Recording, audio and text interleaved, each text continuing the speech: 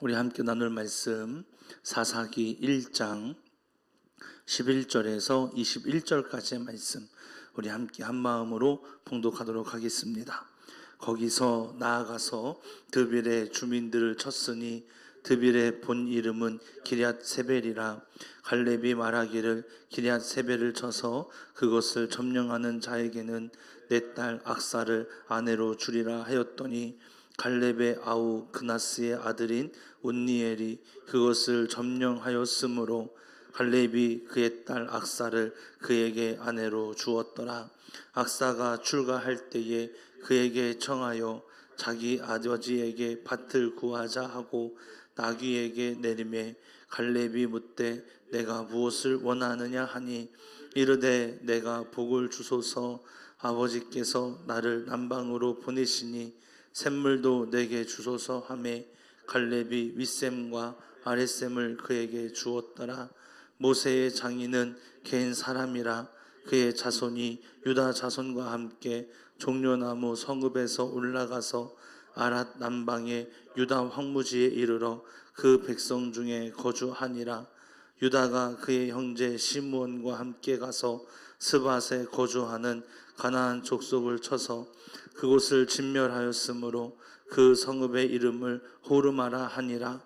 유다가 또 가사 및 그 지역과 아스글론 및 그 지역과 에그론 및 그 지역을 점령하였고 여호와께서 유다와 함께 계셨으므로 그가 산지 주민을 쫓아내었으나 골짜기의 주민들은 철병거가 있으므로 그들을 쫓아내지 못하였으며 그들이 모세가 명령한 대로 헤브론을 갈렙에게 주었더니 그가 거기서 아낙의 세 아들을 쫓아내었고 베냐민 자손은 예루살렘에 거주하는 여부스 족속을 쫓아내지 못하였으므로 여부스 족속이 베냐민 자손과 함께 오늘까지 예루살렘에 거주하니라.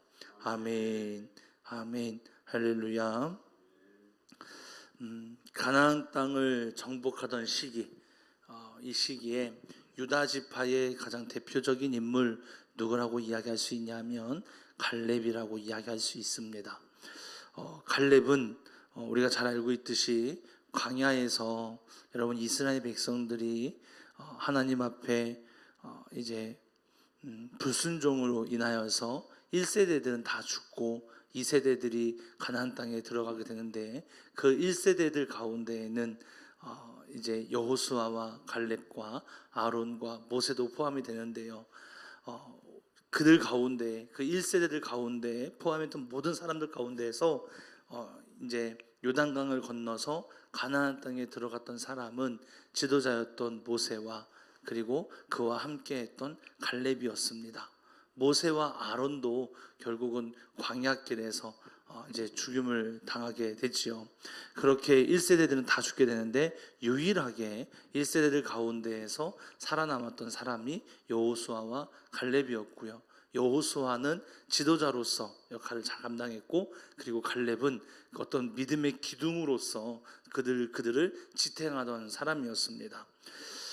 여리고성을 건너서 여리고성으로부터 시작해가지고요, 이 가나안 땅을 정복해 갈 때 이스라엘 사람들에게 가장 지리적으로 차지하기 어려운 땅이 있었습니다.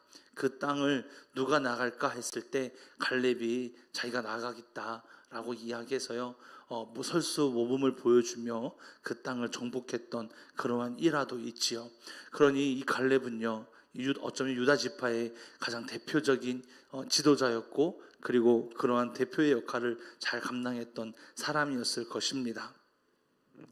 사사기에 들어와서도요 마찬가지였습니다. 여호수아는 죽었는데 여전히 갈렙은 여전히 건재하였습니다. 본문에 보니까 헤브론을 정복한 갈렙이 기럇 세벨을 이제 또 차지하게 되는데 무엇이라고 이야기하냐면 누구든지 기럇 세벨을 점령하는 자에게는 자기의 딸 악사를 주겠다. 그래서 악사와 결혼을 시키겠다라는 조건을 걸게 되었고 갈렙의 조카였던 온니엘이 나아가서 전쟁에서 승리하여서 악사와 결혼을 하는 것을 볼 수가 있습니다.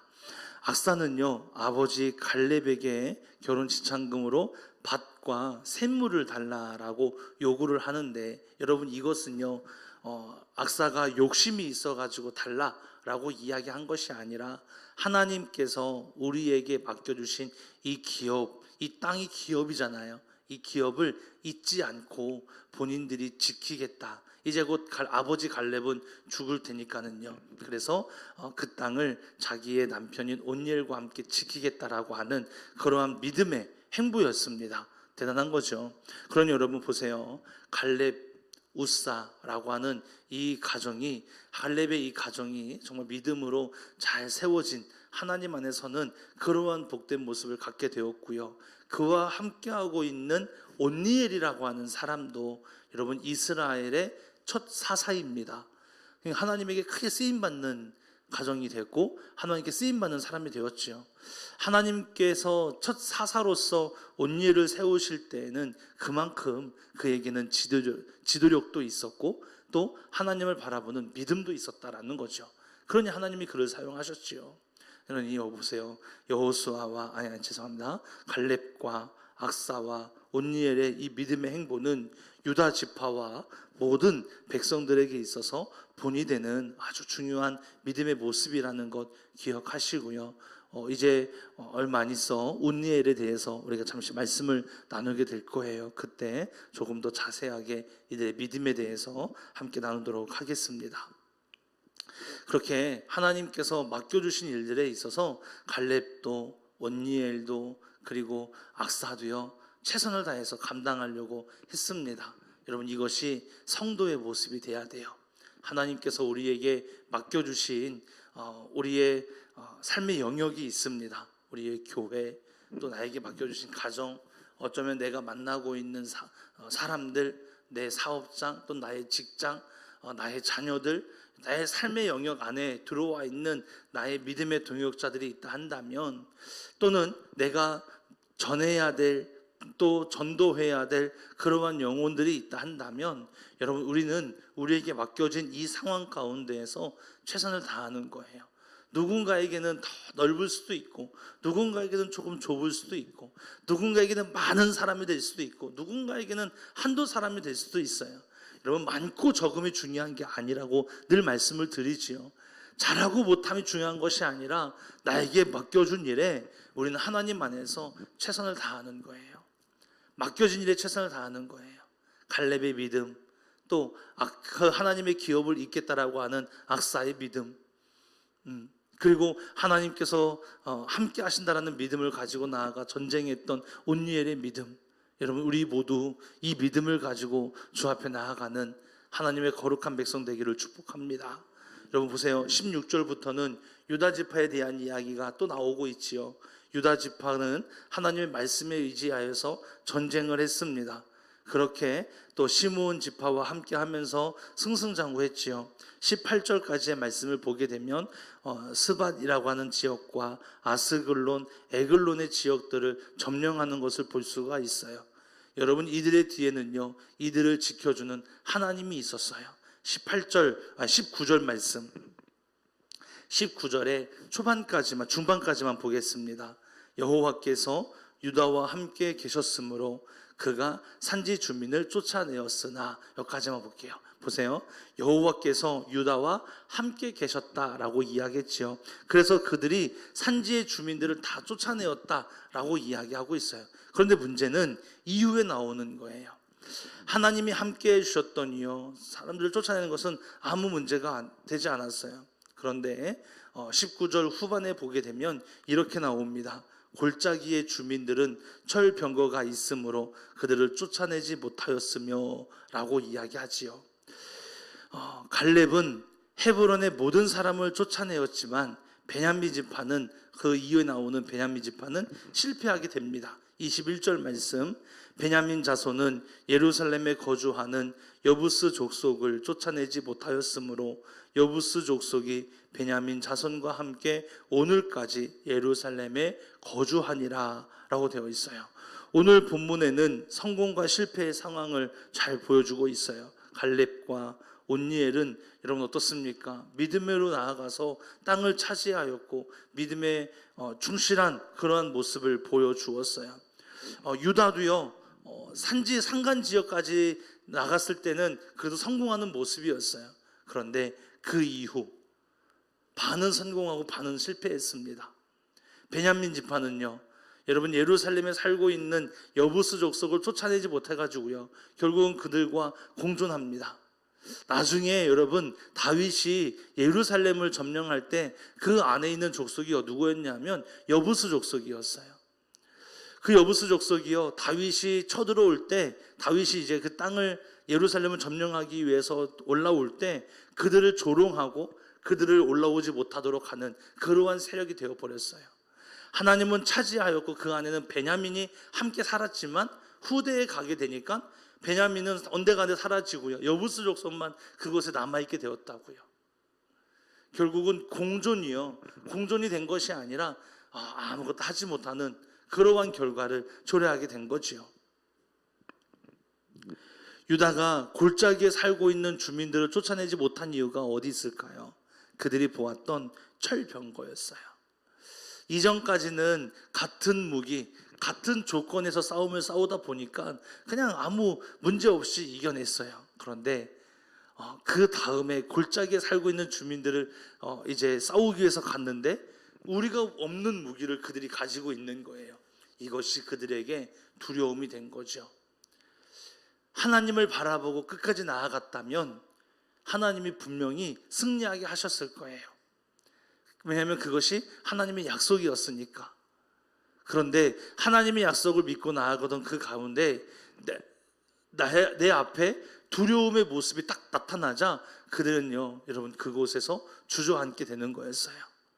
어쩌면 이것이 우리가 세상 안에서 살아가는 믿음일지 모릅니다.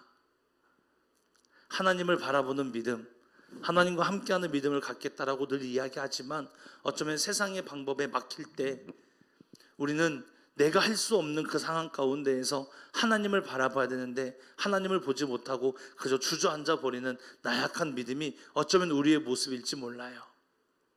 사랑하는 성도 여러분, 우리 내 앞에 아무리 큰 철병거가 있다 할지라도, 아무리 힘이 센 여부스 족속이 있다 할지라도, 여러분 우리는 갈렙과 온니엘처럼 여러분 믿음으로 주님을 바라보며 나아갈 수 있는, 그렇게 하나님의 주시는 힘으로 승리할 수 있는 믿음의 자녀가 되기를 소망합니다. 하나님은 전능하신 분이에요. 내게 능력 주시는 자 안에서 내가 모든 것을 할 수 있느니라 사도 바울이 고백했던 것처럼 이 고백이 우리의 고백이 되기를 소망합니다. 전능하신 하나님이 나와 함께 하시는데 왜 우리는 두려움을 갖고 왜 우리는 주저앉아야 됩니까? 여러분 우리 다시 한번 일어서시고 다시 한번 우리의 믿음의 눈을 열어서 다시 한번 믿음의 눈을 들어서 우리 하나님을 바라보기를 축복합니다. 하나님만 바라보며 나아가기를 소망합니다. 세상은 우리를 주저앉게 만들고 더 끝없는 곳으로 끌고 가려고 합니다.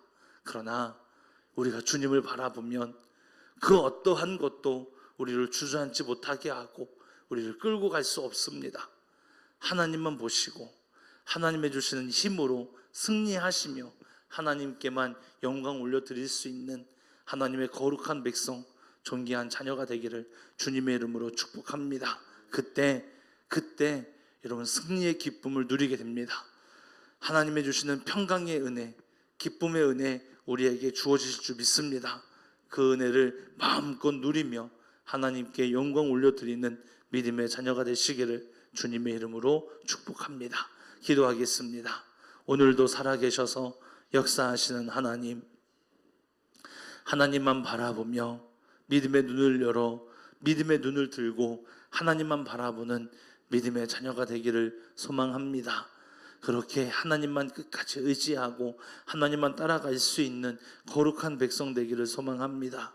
주님 홀로 영광 받으시고 아버지의 놀라운 사랑이 언제나 우리의 삶 가운데 가득하여질 수 있도록 인도하시고 축복하여 주옵소서.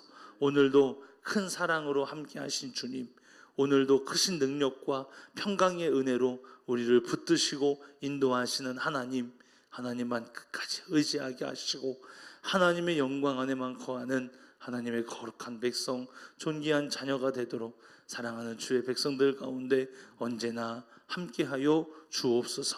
사랑하는 대포중심교회 모든 성도님들 한 분 한 분을 축복하여 주시고 하나님의 주시는 진정한 은혜와 기쁨의 은혜가 영원히 함께할 수 있도록 동행하여 주옵소서. 오늘도 하나님 안에서 승리하게 하시고 하나님을 바라보는 믿음 가운데 하나님 참 기쁨과 평안함을 주시고 하나님의 주시는 놀라운 능력의 은혜로 승리하며 하나님만 의지하는 거룩하고 복된 하루가 되도록 역사하여 주시옵소서. 감사합니다. 사랑합니다. 예수님의 이름으로 기도했습니다. 아멘.